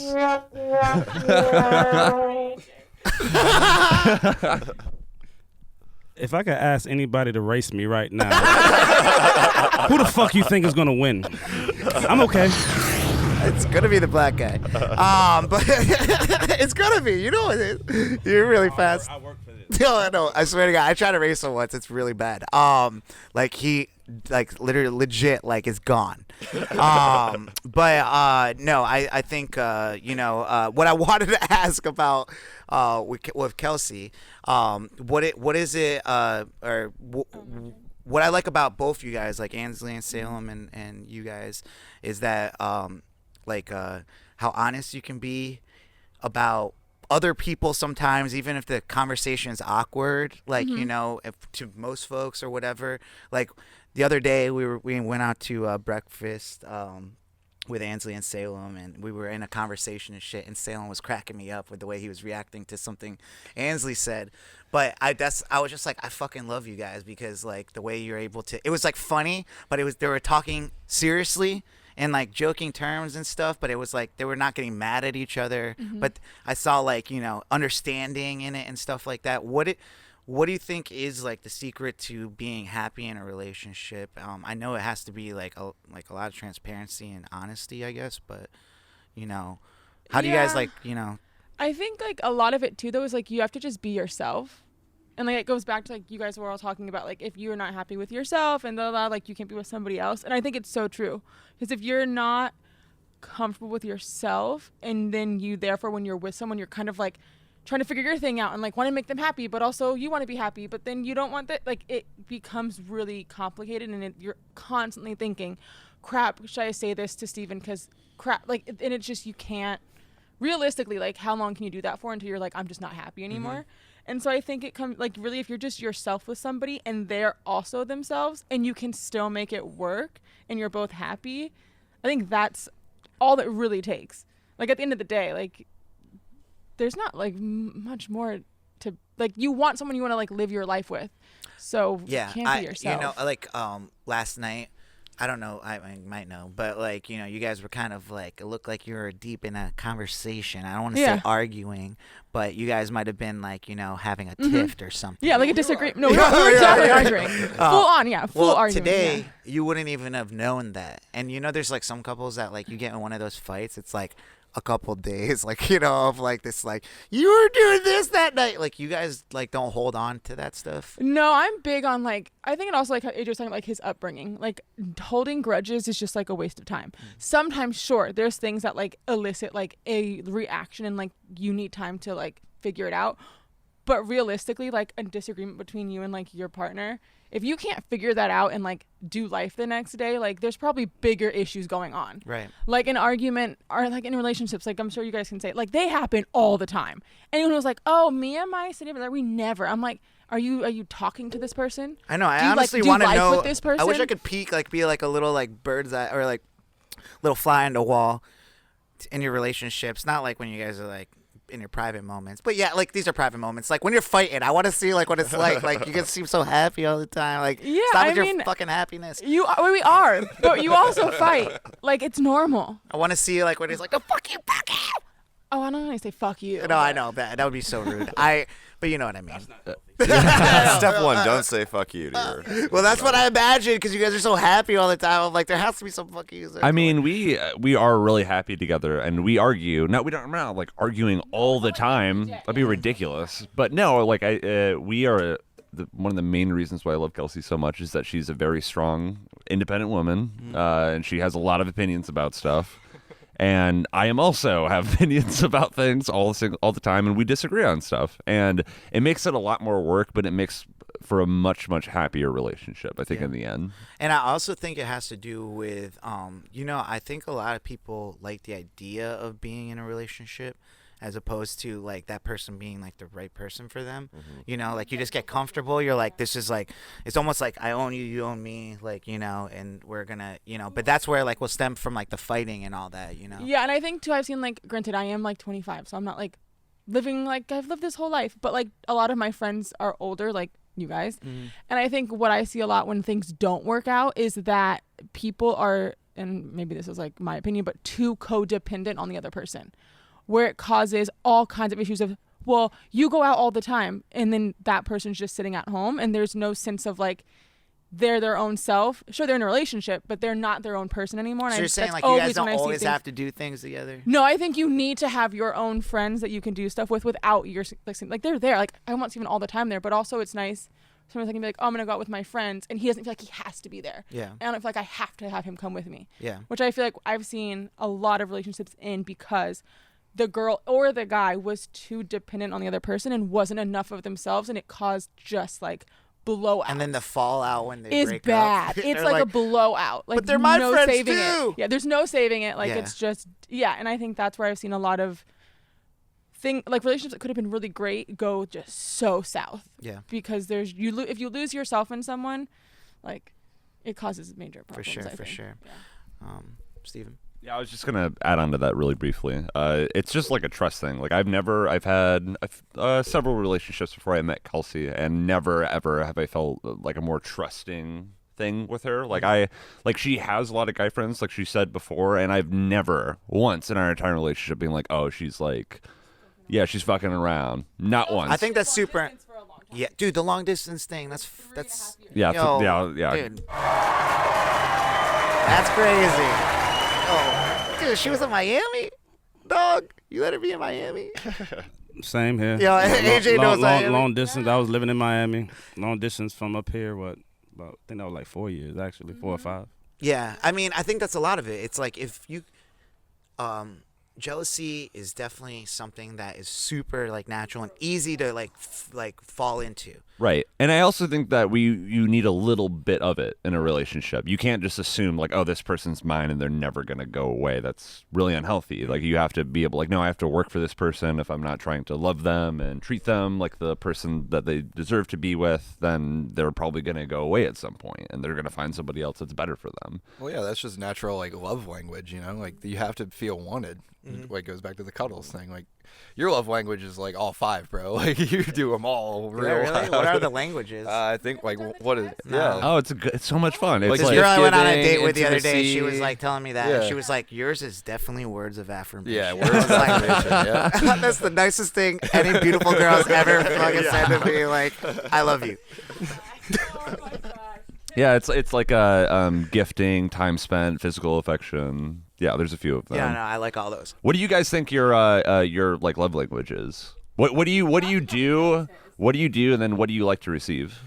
I am definitely a gift Can you, giver. Juan, can I you am say a it one more gift time? Giver. Juan, say it one more time, the 5. Well, there's more than 5, but Yeah. the one There's words of affirmation, words of Yeah. affirmation, quality time, gifts, physical touch. and words of affirmation. Yeah. You're- So you're- I think for me Intimacy? personally, out of the those, No? out of the 5, the gifts one is not I'm on the important to Cougs. me. The gifts one is probably the only well, one. That well, doesn't. no. So it's what you do to other people to show it, and then what you want, and because it's different. It's like, oh, I can do this and want something else. Yeah, I'm a from bad people. gift giver, and I might be a bad like gift actually I might be a good gift receiver. If someone gives me something, I'm usually really appreciative of it. So So, There's- but what do you want from a girl? Like a girl, like what? How do you like them? How do you like them to show affection to you? I never really thought about it. Let me think about it, Robbie. You go There's for yours. 5. The one we left out was acts of service. What does that Yes, mean? Yeah, favors, little favors yeah. that you do. Like, hey, I'm a help. You brought like, flowers home, or cleaning Yeah, yeah. something. Yeah. Yeah, like I knew you were working late, and I did like all the laundry or something. Yeah. Yeah, I think that acts of service is probably the one that that I'm most in tune with. That's like something that I'll do to show affection, and something that I think Can I? This is like a I like to topic get that I've affection said like in that way. before. Like, can I ask what this might be? Like, all right, say you go out, like you're going out with a girl, and she like you pay for things, but like also she offers like maybe every other time, or like it's like it feels split and down the middle, and not that like if she even offers, sometimes we're like no, I still want to get it and stuff like that. What is it that like what is that? Well, called? that's like a baser level between like a relationship between 2 people. That's just understanding, like that you're damn, not. that's you know what I mean? so important to me. I don't know why, Yeah. but like well, a 'cause girl she that- sees you. Well, yeah, a girl that just thinks like, yo, he like the guy has to like pay for everything, Yeah. or like, you know, think of everything and stuff like that. It's like I can't think of all this stuff. I need a teammate, or maybe I just need to be single until I can be that, or Well, something. I yeah. don't know. No, you know what? That's interesting because even if I think that's very important. I think that I appreciate it if a woman wants to offer, but I don't know. I just kind of do what I saw my father doing when growing up, and he just like a real take charge type of dude. He take care of it. Like even if I know I'm going out to eat with my family and my father's there, I already know he's paying for everything. You know what I mean? So if I'm on a date with a woman, usually that's just kind of normal for me to be like, no, I got it. Yeah, all but good. like after like 3-4 dates, like it's Well- not like I just want to have her be like, no, you've done Yeah. like, you know, like, let me get this one. Just that alone. Well, like, well she doesn't then have to that's be what like, I no, I that's, want to. no, now that's what I even would more, appreciate. like, That's you what know. I appreciate. Right. If you even just offer, I'm like, oh, no, I appreciate that. You know, and then I might strike a deal. Like, all right, you know what? Maybe next time you can just get the drinks. I then kind of next want to time. You hear know a what girl. I mean? I want to Yeah. kind of hear a girl's perspective. Yeah, of yeah, go this. ahead. Yeah. Like, I mean, So how I'm does it work with? very like from the day one with Steven, I'm very independent, and so I almost struggle with like letting a guy pay for things all the time. Like I personally Makes cannot sense. stand that. Yeah. Yeah, like I cannot stand it. Yeah. Where I is that? was So raised- that's just you. It's not thinking really about his pocket or anything. Correct. Like that? Yeah, Okay. it's more me. Like I was raised like you need to be able to like support yourself. Like you can count on people, but you can't like you can support yourself. Yeah. And If you so want to I'm- do things, like, yes, you should know that you know can do you it. can do it exactly. But also, it's like I have to realize like in relationships, it's nice. Like guys want to do that, but also so do girls. Like there's times where we go out and I'm like, no, like I'm getting this one, and I think that's. I like my friends do it a lot, but I also have people who like they are my girlfriends and I love them, but they refuse to ever pay for things, and I'm like, what the hell? Yeah. All Yeah. the time he's paid for everything for 2 years. Like that's. Do you not think there's fair. a lot of girls like that, or what do you think, Ansley? Uh-uh. No? Hold on, can you give her the mic? You no? You not? No. Well, I just No. I just all right. Well, It's like different now. Yeah, I think yeah. And I think you're right. I think a lot of it has to do You with parents. parents. Mhm. yeah. Yeah, and I think too, it's like your parents matter a lot, and then also your own views on things. Like there are some people who are like, nope, this is like what I want, because I never saw that with my parents. But then like a lot of people I know, it's a pretty fair split. Like, Yeah. just in terms too of like we're all pretty like open about like financial stuff now. Is like such an easy thing to talk about. Has before like it wasn't. Like my mom growing up was like no one really ever like talked about that, was open about that stuff, and it's like, dude, you're gonna carry like the whole relationship on your shoulders, all of it, all the time, always. It's like a vibe that certain females give off. Yeah. It's like boys never offered to buy me drinks in college. Really? I always Yeah, no, Boys never offer to buy her drinks. Okay, like I'm not an ugly girl, but I'm also not a girl who's going out like super scandalous. But like I have girlfriends of mine who always get drinks offered to be bought for them, and I'm literally with them, and they're like, well, dude, would you want? They say, would you want anything? And I'm like, no, I'm good. I got my own drink. I think it's definitely like I don't know what it is, but like dudes can tell when a girl is like, buy me everything, and I definitely don't put that in that box. Yeah, no, that's dope. I respect that. But a that is, lot. it's like a girl thing. I've definitely like experienced that. I think it's a match thing too. Mhm. You might find you might to that girl, like she might prefer to be with someone like AJ. Mhm, exactly. You know, a girl might prefer to be with someone. Yeah, I mean, if a girl wants that, like, that's more power to her if she wants to have like that type of thing. Like, you know what I'm saying? There's definitely a guy out there that's gonna provide that. But like to the average person, like with like the middle class kind of like getting eliminated into these days and stuff like that, I That's think really hard to do. yeah, it needs to Yeah. be like a little bit more like. I mean, in the climate we're in right now, like women, you know, are equal. You know what I'm saying? Like, if we're thinking in those terms, it's like we all have to work together to survive. Like, you know. But also, like kind of like Anthony saying, I don't think there's like a right or wrong either, though. Like, I think it literally like whatever works for you works for you and your partner. The woman in this relationship Is the puts out breadwinner. bills, Yeah. Like Yeah. that works for that. Yeah. Yeah, no, I think it's interesting. You know, I really don't know. I guess I'm still learning, like, about myself, what I want, you know, as far as like what makes me happy. I just know most important thing to me. Well, okay. I kind of wanted to like wrap up a conversation with you know, when I started this podcast, like I you know, you expect like everybody to listen to it and everything like that. Not saying that you guys haven't heard it or listened to it all the time, but you know, when I create this, it's like I want to create a place where you know, people are like interested in hearing these conversations and might be interested in the pop culture and the music that like me and V like, you know, have and stuff. But what is your guys like thoughts on the podcast and everything, like since I've started it, and what do you think, because this podcast is meant for like the journey towards my, you know, it was like the journey towards the Bachelor, but really I'm living my own little Bachelor, like, you know. Yeah. What kind of girl do you think would be like a good girl for me? Wait, you want me to say Think about the podcast and then like how what that about relates to yeah, and the knowing me, girl? Yeah, what do you think? So I think like podcast has its own entity. I think you jumped into this at like a really good time because podcasts are becoming so popular and like something that people want and use as like marketing tools now, and like businesses want them. And so I think like you're doing it all at a great time. How that relates to a chick, I don't know that it really does. Yeah. I'm saying like what kind of girl do you think would be good for me? Knowing me. Knowing you, Yeah. I think that like as you've said, you're very like open with like your feelings about someone, and I think that for a lot of people I know at least, that is a lot to like kind of day to day like deal with. And so I think that the girl that you are going to end up with is going to be someone who like one of her love languages that she loves words of affirmation, and you're going to make her so goddamn happy. Damn. But you have to find someone who's going to be okay with that, because you don't need to change yourself that much. Like I know you were saying you're like pulling back, which there's like, yeah, great, like tailor yourself down, but also, dude, that's you. Like don't change yourself so much because you met this beautiful chick at a bar who's like everything you dreamed of, but she hates that you tell her she's beautiful all the time. She's not the girl for you. That's so deep. I think that you'll find someone who will appreciate you for who you are, even when like you're extra. Like you guys know me, I'm extra as hell sometimes. Like I am, and Say it Steven ain't still so. loves me. Yeah.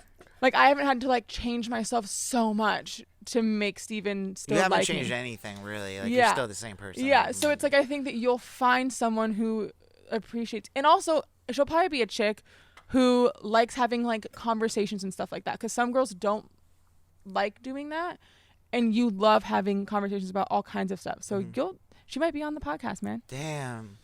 Wow, we could stop there actually. You know what I'm saying? Like I don't know if it gets better than that. Like well, I want to kind of do a round robin real quick. We've talked about a lot about love, and that's definitely like a huge part of our friendship and stuff. I want to talk. Maybe there's other people out there that want to embrace their friends a little bit more, and they might like I don't know. I don't think everybody has like what we have. Very, very few people have it. It's something that I've realized, like especially while like dating in Atlanta, like meeting people. It's like you kind of get to know someone, and then you start talking to them about their friends and what they like to do with their friends and who those friends are. And what I see way more frequently than not is people who have like one or two close friends and maybe a handful of friends that they see from time to time outside of that. But really, they have like a close group of maybe 1 to 2 people that are like their ride or dies. We all have like 10 ride or dies, and that's crazy to me. Like we have more than that, that's not common at all. I've realized. I thought that it was for a long time. I thought that there was nothing that crazy or special about our group besides how special the people are. But like the fact that we are all as close as we are is very, very special. Yeah. I kind of wanted to go around and be, we could start with Kelsey and go from there. But like one thing that like you've seen from our friendships, like that, like you've learned from. I think with you guys are all definitely like older than me, and so you all are doing kind of like your own things now. Like Salem's doing his own thing, Robbie's doing his own thing now, Paul. And I think seeing how you guys all stay connected, and you guys all are so good at making it a point to be sure you're doing something together, like, I don't know, once a month or something. And I think that that's where a lot of friendships get lost, is that once you start doing your own thing, it's so easy to be like, I'll call her next week or whatever. And that never happens. And you guys are all really good about keeping in touch, even if it's just like how you called Salem when he was in DC and being like, hey, what's up? How are you doing? That's so easy to lose. But you guys all are really good at being like, at least we're doing like the New Year's party. Yeah. Like people drive like from all over to come. And I think that that's unique also to like the group, like Beautiful. making time for each other. You guys all do that Awesome. really well. AJ? I think what's actually really cool about this group is that we don't even have to see each other that often. It's just that when we do come back together, it's just like it's like I saw you yesterday, or like it's like it wasn't that much time in between the last time I saw you. Like we just talking, just like, hey, what's up, man? Just catch up with anything. I feel that it's always important with any type of close relationships that you may have, friendships or whatever. But that's one thing that stands out to me.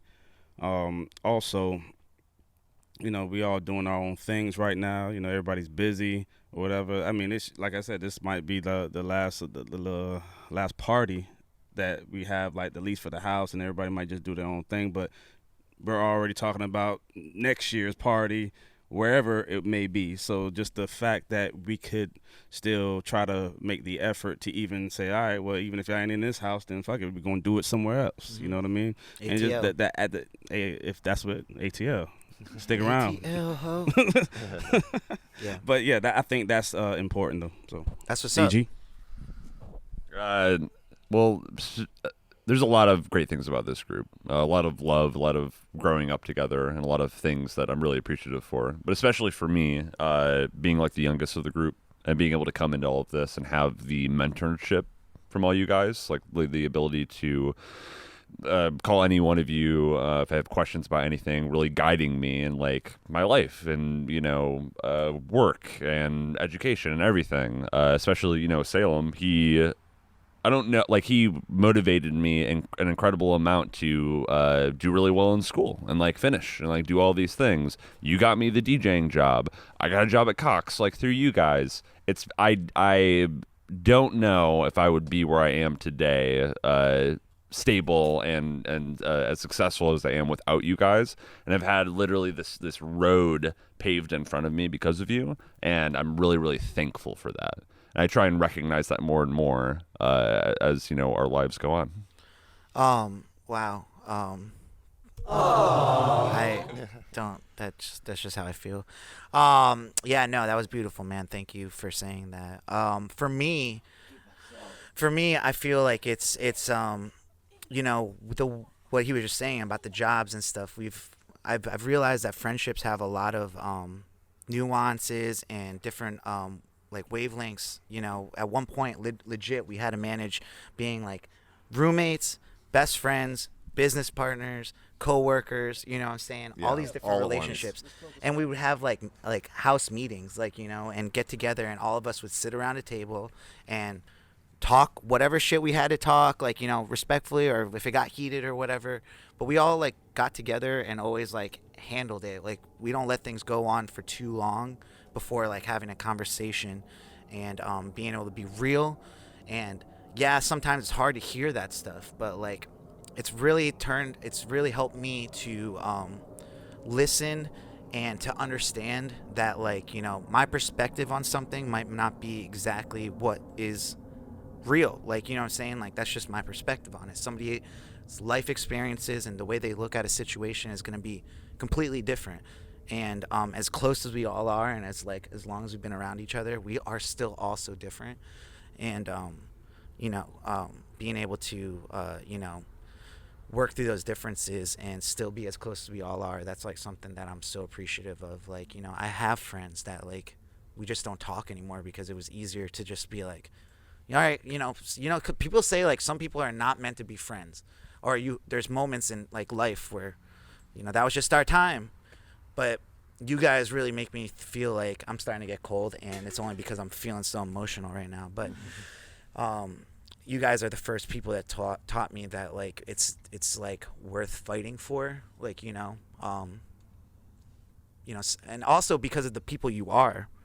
You could be fighting all you want, about people, and if the person just doesn't give a fuck about you, it won't work. And we obviously all care about each other because we get through our differences and stuff. So that's something that I appreciate about our friendship.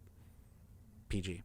Yeah, that's awesome. I agree with you on all that stuff. I think for me, it's the fact that we are really good at celebrating each other's successes. We prop each other up, and we hype each other up, and it just feels like I have a team behind me at any moment in my life where I need that, even if it's just to say congratulations or it's to help pick me up if I'm feeling down. And hopefully, I try to be that for you guys as well. But I'm inspired by it. It makes me so happy to know that I have that team and to know that I'm a part of that team for everyone else in the group. Awesome. Robbie? I think you guys are the most genuine motherfuckers I've ever met. So, Wow. You guys are authentic. You're real.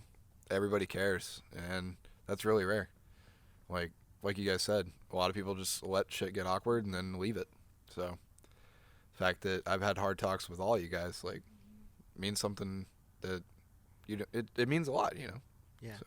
You getting teary-eyed, bro? No, I yawned. Oh, gonna make me cry after your yawn. Like your yawn almost made me cry, bro. Holy crap! And I want to add something also. This is just like for me. I come from a place where, to be honest, I didn't grow up around white people. Really, I didn't.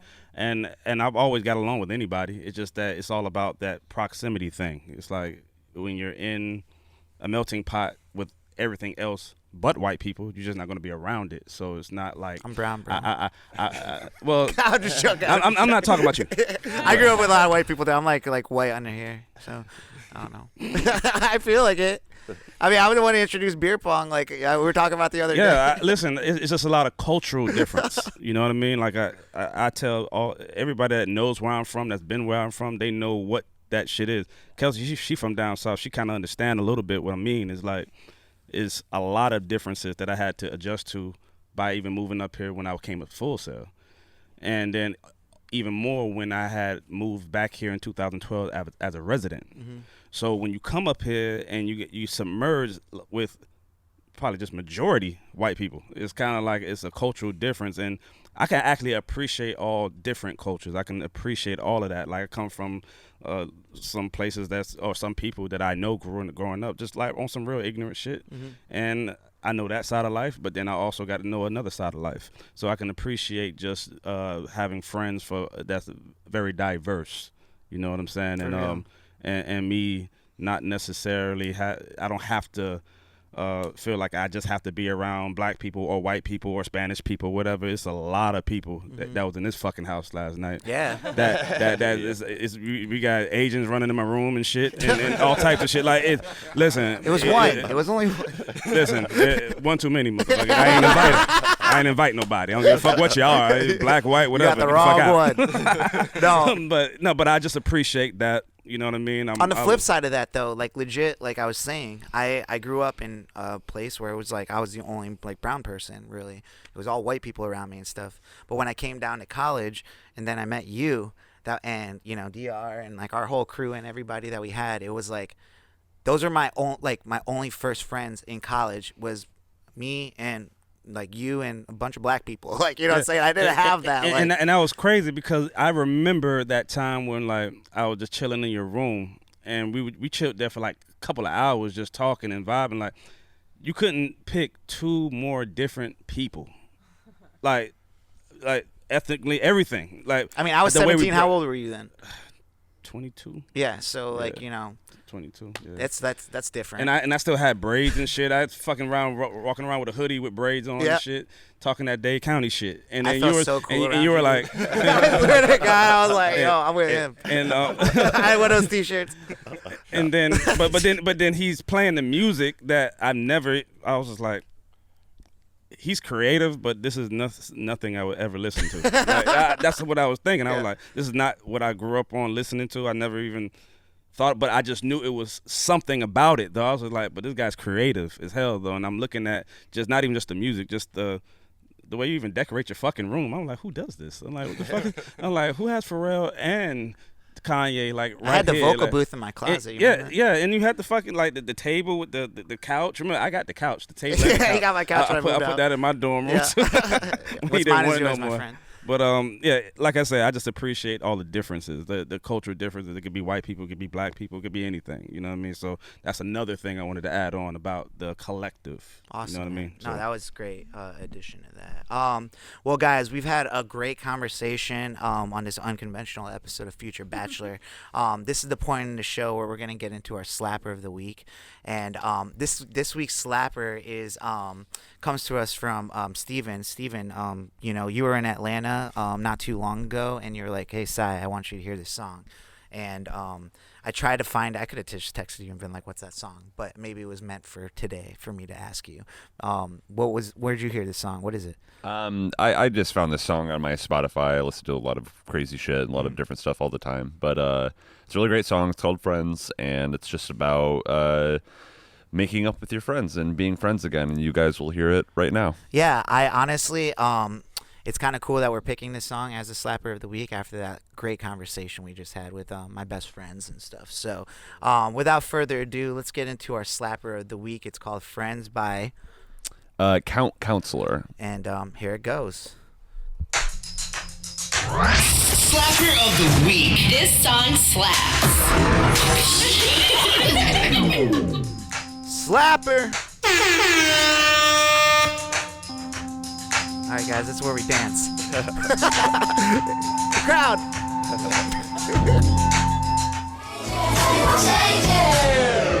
Slapper of the week. That's Friends extended version by Counsellor. That was brought to you by Steegee. So, and a very appropriate song for this episode of the podcast, guys. I have hours to edit this before it has to go live for the people. But before we do, we got Chai over here. Shout out to Chai. That's my first shout out. But this is the round where we go with the shout out. So my first shout out goes to Chai, the cat behind me. Has a rhyming name. Chai and Sai. Can I sing my song? It goes, oh, Chai to Chai, please don't scratch your side. He scratched the shit out of my finger. He's so frisky. Yeah, do you guys have any shout outs? You guys. Oh, Kelsey shout outs. Okay.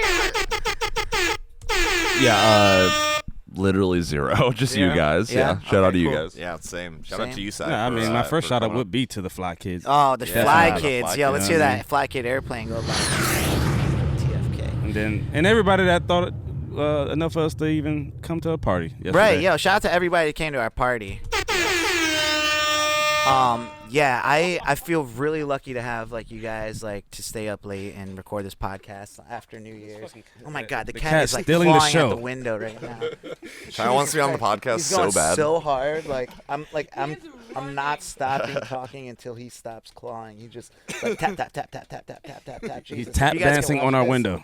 Oh my God. But shout out to you guys. Thank you guys so much. That's why I lug all this equipment down here from Atlanta, and just to have a moment like this. This is probably my one. I did my podcast with my mom last week, and those two are one of my favorites. So I really appreciate it. So yeah, episode 93 of the podcast, first episode of the new year of 2020. We're going on. This is going to be our we're going on our third year of the podcast, which is kind of crazy. Congratulations, man. That's Thank quite the you, accomplishment. dude. Yeah, I'm gonna give You know what? I didn't hear you shout out Veronica. Oh, yo, shout out to Veronica. She's not here, but I thought she was gonna come down, Robbie. Dropped the ball on that one. Sorry, V. Oh man, this is for you. Slid in the DMs and didn't finish. Yeah, no, that was a really fun episode. This might be our longest one too. I say that sometimes, but this is almost 2 hours. So if you guys listen to this whole thing, I hope you got some friends that you consider family, like I do, and I feel like we all do, and I really hope we can do this again, guys. This was, like I said, one of my favorite podcasts, and I just always want to continue making memories with you guys for the rest of my life. Word up. Yeah. Guys, thank you for listening and tuning in this week. I hope you all had a great, safe, and fun New Year's, because we know we did. And continuing listening and supporting us. We got a lot of cool things happening in the new year. We got our 100th episode coming up here in a couple weeks and stuff. So we're trying to do something special for that. But I just really appreciate everyone that listens and follows us and interacts with us and continues to join we call them compadres. Put the pod in compadres. But people are friends of the show, and our family keeps growing and growing. And I hope you guys are can share this conversation with the people you know. And I'm looking forward to all the good things that we got going on in this next year. So thanks again. And we have one more last round of applause for us. Cheers. And then I'm also going to have the Fly Kid scream. The kids, they love it. All right, guys, this has been Future Bachelor. My name is Sai. AJ Davis. Steegee Guild. Kelsey. PG. Robbie G. And we love you guys, and we'll see you next week. All right? Deuces. Later. Hey. Future Bachelor Podcast.